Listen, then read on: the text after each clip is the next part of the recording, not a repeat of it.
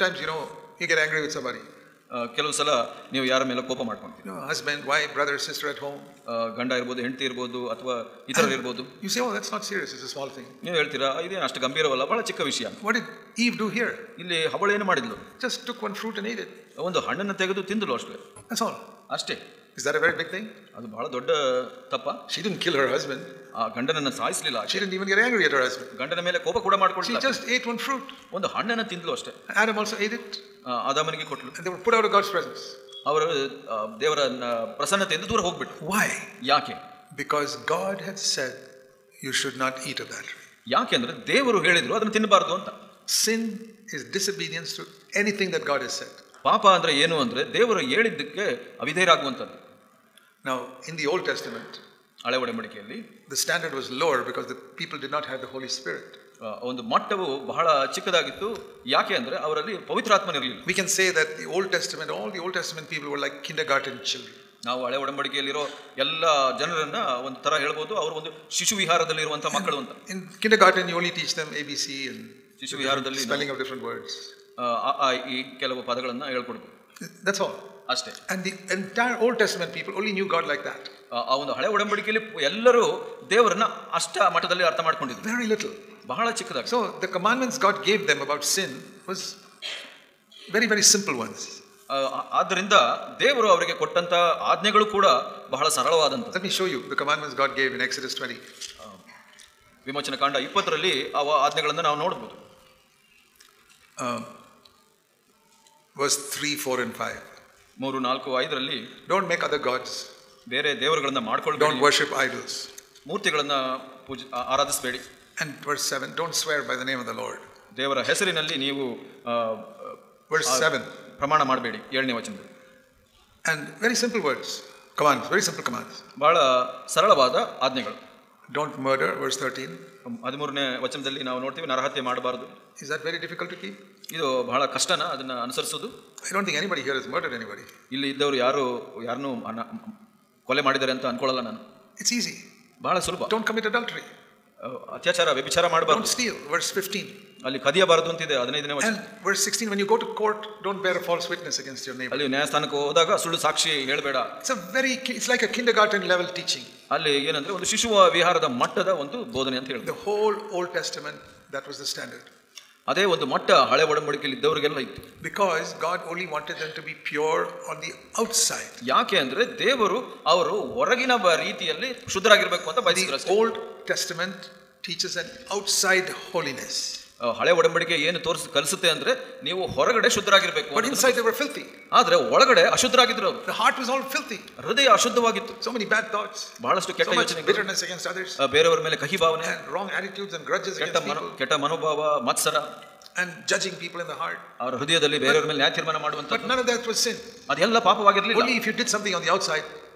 ನೀವು ಹೊರಗಡೆ ಏನಾದರೂ ಮಾಡಿದ್ರೆ ಮಾತ್ರ. Kill somebody. ನೀವು ಹೋಗಿ ಯಾರನ್ನಾದರೂ ಕೊಲೆ ಮಾಡಿದ್ರೆ. Be unfaithful to your wife and go and commit adultery. ಹೆಂಡತಿಗೆ ನಂಬಿಗಸ್ತನಲ್ಲದೆ ನೀನು ಹೋಗಿ ವ್ಯಭಿಚಾರ ಮಾಡಿದ್ರೆ, somebody else's property. ಬೇರೆಯವರ ವಸ್ತುಗಳನ್ನು ನೀವು ಕದ್ರೆ. So we can say it was very easy to live by Old Testament standards. ನಾವು ಹೇಳಬಹುದು ಹಳೆ ಒಡಂಬಡಿಕೆಯ ಮಟ್ಟದಲ್ಲಿ ಜೀವಿಸುವುದು ಬಹಳ ಸುಲಭ ಅಂತ. But they could not see God. ಆದ್ರೆ ದೇವರನ್ನ ಕಾಣಲಿಲ್ಲ. Because only the pure in heart can see God. ಯಾಕೆಂದ್ರೆ ಹೃದಯದಲ್ಲಿ ಶುದ್ಧರು ಮಾತ್ರ ದೇವರನ್ನ ನೋಡ್ಲಿಕ್ಕೆ ಸಾಧ್ಯ. That's why only Moses could go up into the mountain and see God. You read. ಅದಕ್ಕಾಗಿ ಮೋಶೆ ಮಾತ್ರ ಒಂದು ಪರ್ವತದ ಮೇಲೆ ಹೋಗಿ ದೇವರನ್ನ ನೋಡ್ಲಿಕ್ಕೆ ಸಾಧ್ಯವಾಯಿತು. He could only come and tell them this is what God is like. ಅವನು ಅಲ್ಲಿಂದ ಬಂದು ಇತರರಿಗೆ ಹೇಳಬಹುದಾಗಿ ಹೇಳ್ದ ದೇವರು ಹೀಗಿದ್ದಾರೆ. It's like a king of a country, only few people can go and see him. ಯಾರೋ ಒಬ್ಬ ಒಂದು ನಾಡಿನ ರಾಜನು ಹೋಗಿ ನೋಡೋ ಹಾಗೆ. Others will only hear a message. ಬೇರೆಯವರೆಲ್ಲ ಅವರು ಬರೀ ಸಂದೇಶ. Old Testament was like that. ಹಳೆ ಒಡಂಬಡಿಕೆಯು ಹಾಗಾಗಿತ್ತು. And because their hearts were unclean. ಯಾಕೆಂದ್ರೆ ಅವರ ಹೃದಯವು ಅಶುದ್ಧವಾಗಿತ್ತು. And but when you come to the New Testament, ನೀವು ಹೊಸ ಒಡಂಬಡಿಕೆಗೆ ಬಂದಾಗ the thing changes. ಪೂರ್ಣವಾಗಿ ಬದಲಾಗುತ್ತೆ. Jesus says in Matthew 5, ಮತ್ತಾಯ 5ರಲ್ಲಿ ಯೇಸು ಸ್ವಾಮಿ ಹೇಳಿದ್ರು, now you can see God. ನೀವು ಇವರ ದೇವರನ್ನ ನೋಡಬಹುದು. You can come face to face with him in your heart. ನಿಮ್ಮ ಹೃದಯದಲ್ಲಿ ಆತನ ಮುಂದೆ ಮುಖಾಮುಖಿಯಾಗಿ ಬರಬಹುದು. But only the pure in heart can see God. ಯಾರು ಹೃದಯದಲ್ಲಿ ಶುದ್ಧರಾಗಿರ್ತಾರೆ ಅವರು ಮಾತ್ರ ದೇವರನ್ನ ನೋಡಬಹುದು. Now in the Old Testament the main thing was you go to the temple and sing praise God and listen to a message and go home. ಹಳೆ ಒಡಂಬಡಿಕೆಯಲ್ಲಿ ದೇವಾಲಯಕ್ಕೆ ಹೋಗಿ ಕೃತಜ್ಞತಾ ಸ್ತೋತ್ರಗಳನ್ನು ಸಲ್ಲಿಸಿ ಒಬ್ಬ ಸಂದೇಶವನ್ನು ಕೇಳಿ ಹೋಗಬಹುದು. But many Christians are like that today on Sunday. ಇವತ್ತು ಬಹಳಷ್ಟು ಕ್ರೈಸ್ತರು ಕೂಡ ಭಾನುವಾರ ಹಾಗೆ ಇದ್ದಾರೆ. They go to a meeting and they sing songs and they hear a message and they go home. ಈಗ ಒಂದು ಕೂಟಕ್ಕೆ ಹೋಗ್ತಾರೆ, ಭಾನುವಾರ ಕೂಟಕ್ಕೆ ಹೋಗಿ ಹಾಡುಗಳನ್ನ ಹಾಡ್ತಾರೆ, ಸಂದೇಶವನ್ನು ಕೇಳಿ ಮನೆಗೆ ಹೋಗ್ಬಿಡ್ತಾರೆ. And you ask them, did you meet Jesus Christ in the meeting on Sunday? ಭಾನುವಾರ ಕೂಟದಲ್ಲಿ ನೀವು ಯೇಸು ಸ್ವಾಮಿನ ಸಂಧಿಸಿದ್ರ ಅಂತ ಕೇಳಿದ್ರೆ No. ಇಲ್ಲ. We didn't even expect to meet Christ there. ಅಲ್ಲಿ ನಾವು ಅದನ್ನ ಯೋಚಿಸಲೇ ಕೂಡ ಇಲ್ಲ, ಯೇಸು ಸ್ವಾಮಿನ ಸಂಧಿಸಬೇಕು ಅಂತ. We sang nice songs. ಒಳ್ಳೆ ಹಾಡುಗಳನ್ನ ಹಾಡಿದ್ವಿ. We were supposed to be singing them to Jesus, but we were not very conscious of his presence there in the meeting at all. ನಾವು ಯೇಸುಗಾಗಿ ಹಾಡಬೇಕಾಗಿತ್ತು, ಆತನ ಪ್ರಸನ್ನತೆ ನಮಗೆ ಅಷ್ಟು ಅರಿವು ಆಗಲಿಲ್ಲ ಅಂತ ಹೇಳಿ. Even when we sing songs like we sang today, ಇವಾಗ ಹಾಡದಂತೆ ನಾವು ಹಾಡುಗಳನ್ನ ಹಾಡಿದ್ರೆ, can you say that you were conscious that Jesus is here listening to those words you were singing? ನೀವು ಹೀಗೆ ಹೇಳಲು ಶಕ್ತರ ಯೇಸು ಸ್ವಾಮಿ ಇಲ್ಲಿ ಇದ್ರು, ಅವರಿಗಾಗಿ ನಾವು ಆಡ್ತಾ ಇದ್ದು ಅವರ ಪ್ರಸನ್ನತೆಯಲ್ಲಿ ಅಂತ? No. ಇಲ್ಲ. We were singing, everybody else is singing, we also sing. ಎಲ್ಲರೂ ಹಾಡ್ತಾ ಇದ್ರು, ಅದಕ್ಕೆ ನಾವು ಹಾಡ್ದು. But it's not supposed to be like that. ಅದು ಹಾಗೆ ಇರಬಾರ್ದು. In the New Testament we can sense the presence of Christ in the meeting. ಹೊಸ ಒಡಂಬಡಿಕೆಯಲ್ಲಿ ನಾವು ದೇವರ ಪ್ರಸನ್ನತೆಯನ್ನ ಅನುಭವಿಸಬಹುದು ಕೂಟಗಳಲ್ಲಿ. And when we hear a message, it's not just a message. ನಾವು ಒಂದು ಸಂದೇಶವನ್ನು ಕೇಳಿದಾಗ ಅದು ಬರೀ ಸಂದೇಶವಾಗಿರೋದು. We can feel Jesus speaking to our hearts. ನಮಗೆ ಆ ಅನುಭವವಾಗುತ್ತೆ, ಯೇಸು ಸ್ವಾಮಿ ನಮ್ಮ ಹೃದಯದಲ್ಲಿ ಮಾತಾಡುವಂಥದ್ದು. And what he is saying to you, the person sitting next to you cannot hear. ನಿಮಗೆ ಏನು ಕೇಳಿಸ್ತಾ ಇದೆಯೋ ನಿಮ್ಮ ಪಕ್ಕದಲ್ಲಿ ಕುಂತವರಿಗೆ ಕೇಳಿಸಲ್ಲ. You hear a message and God speaks to your heart, something. ನೀವು ಒಂದು ಸಂದೇಶದಲ್ಲಿ ದೇವರು ನಿಮ್ಮ ಹೃದಯಕ್ಕೆ ಮಾತಾಡೋದನ್ನ The person sitting next to you may not know that. ನಿಮ್ಮ ಜೊತೆ ಪಕ್ಕದಲ್ಲಿ ಕುಳಿತುಕೊಂಡಿರೋ ವ್ಯಕ್ತಿಗೆ ಗೊತ್ತಿದೆ ಇರಬಹುದು. God is speaking to you personally. ಯಾಕೆ ಅಂದ್ರೆ ದೇವರು ನಿಮಗೆ ವೈಯಕ್ತಿಕವಾಗಿ ಮಾತಾಡ್ತಾ ಇರ್ತಾರೆ. And if you listen to that, ಅದನ್ನ ಕೇಳಿಸಿಕೊಂಡ್ರೆ you'll be able to see God in your heart. ನಿಮ್ಮ ಹೃದಯದಲ್ಲಿ ದೇವರನ್ನ ನೋಡಲು So ಸಾಧ್ಯವಾಗುತ್ತೆ. God wants you to see him in your heart. ದೇವರು ಆತನನ್ನು ನೋಡಬೇಕು ನೀವು ಅಂತ ಬಯಸ್ತಾರೆ. He wants all of us to see him in our heart. ದೇವರು ಬಯಸ್ತಾರೆ ನೀವು ಎಲ್ಲರೂ ಆತನನ್ನು ನಿಮ್ಮ ಹೃದಯದಲ್ಲಿ ನೋಡಬೇಕು. He does not want us to be like those Old Testament people sitting in a meeting and going home. ದೇವರು ಇದನ್ನ ಬಯಸೋದಿಲ್ಲ, ಹಳೆ ಒಡಂಬಡಿಕೆಯವರ ತರ ಕೂಟಗಳಲ್ಲಿ ಕುಳಿತು ಹಾಡಾಡಿ ಹೋಗುವಂತದ್ದು. So by the time we come to the end of this weekend, these 2 days, I hope you understand how to see God. ಈ ಒಂದು ಕೂಟಗಳ ಮುಗಿಯೋಷ್ಟರಲ್ಲಿ 2 ದಿವಸದಲ್ಲಿ ನಿಮಗೆ ಅದು ಅರಿವಾಗುತ್ತೆ ಅಂತ ನಾನು ಬಯಸ್ತೀನಿ. If you are sincere, ನೀವು ಯಥಾರ್ಥರಾಗಿದ್ರೆ every one of you can understand it. ಪ್ರತಿ ಒಬ್ಬರಿಗೂ ಇದು ಅರ್ಥ ಆಗುತ್ತೆ. You don't have to be very clever. ನೀವು ಬಹಳ ಬುದ್ಧಿವಂತರಾಗಿರುವಂತ ಅವಶ್ಯಕತೆ ಇಲ್ಲ. You have to come like a little child. ನೀವು ಚಿಕ್ಕ ಮಗುವಿನಂತೆ ಬರಬೇಕು. See, some people say, I'm not so clever, how can I understand the Bible? ಬಹಳಷ್ಟು ಜನ ಹೇಳ್ತಾರೆ, ನಾನು ಬುದ್ಧಿವಂತನಲ್ಲ, ನನಗೆ ದೇವರ ವಾಕ್ಯ ಹೇಗೆ ಅರ್ಥ ಆಗುತ್ತೆ. See what Jesus said in Matthew 11. ಮತ್ತಾಯ 11ರಲ್ಲಿ ಯೇಸು ಸ್ವಾಮಿ ಏನು ಹೇಳಿದ್ರು ನೋಡಿ. Matthew chapter 11. ಮತ್ತಾಯ 11ರಲ್ಲಿ Here Jesus says in Matthew 11 and verse 25. 25ನೇ ವಚನದಲ್ಲಿ ಹೀಗೆ ಹೇಳಿದ್ರು ಯೇಸು ಸ್ವಾಮಿ, that God has hidden these things from clever, intelligent people and has revealed them to little babies. ನೀನು ಜ್ಞಾನಿಗಳಿಗೂ ಬುದ್ಧಿವಂತರಿಗೂ ಈ ಮಾತುಗಳನ್ನು ಮರೆಮಾಡಿ ಬಾಲಕರಿಗೆ ಪ್ರಕಟ ಮಾಡಿದ್ದಿ ಎಂದು ನಾನು ನಿನ್ನನ್ನು ಕೊಂಡಾಡುತ್ತೇನೆ.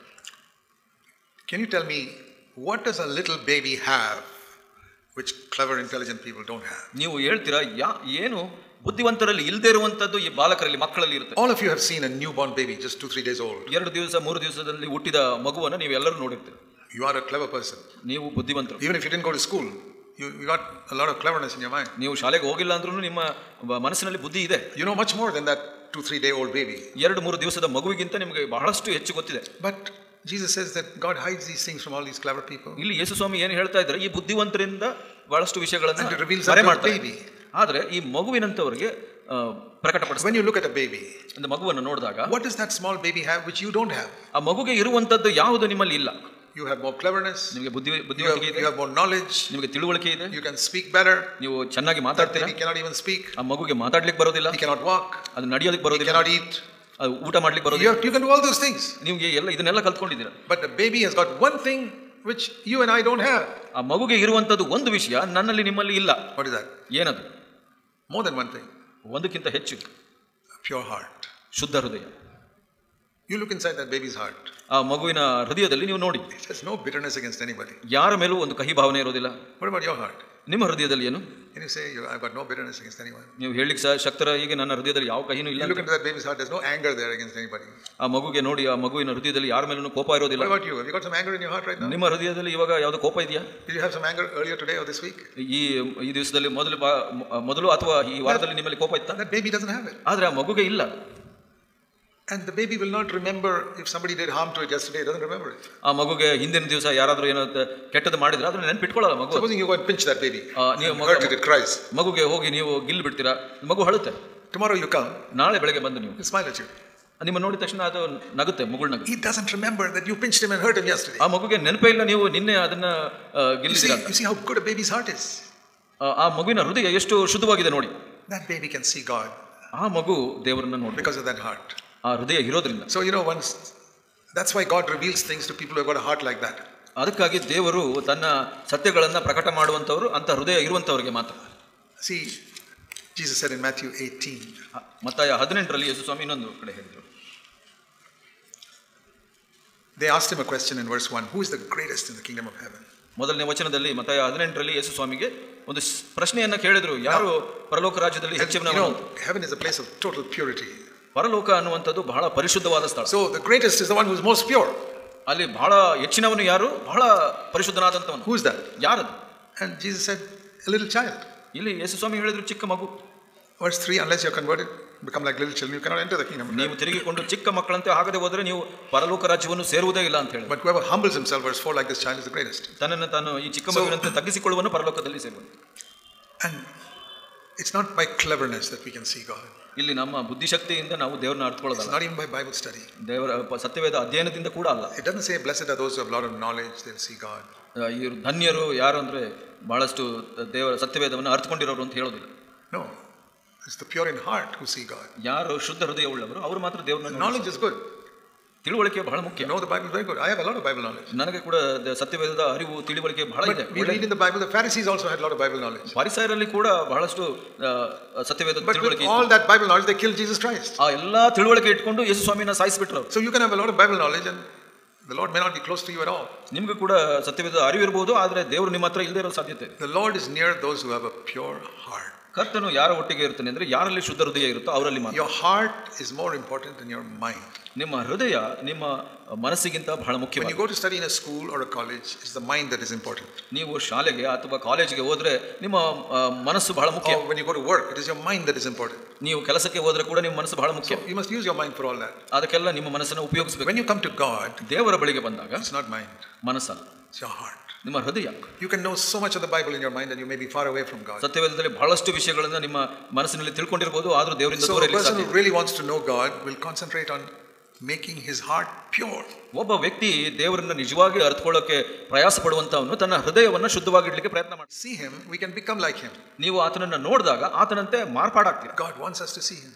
ಅದಕ್ಕಾಗಿ ದೇವರು ತನ್ನನ್ನು ನೋಡಬೇಕು ನೀವೆಲ್ಲರೂ ಬಯಸ್ತಾರೆ ನಮ್ಮ ಹೃದಯದಲ್ಲಿ. So we need to understand how to have purity of heart. ಅದಕ್ಕಾಗಿ ನಾವು ಶುದ್ಧ ಹೃದಯವನ್ನು ಹೇಗೆ ಹೊಂದಿಕೊಳ್ಳೋದು ಅಂತ ತಿಳ್ಕೊಳ್ಬೇಕು. Now I want to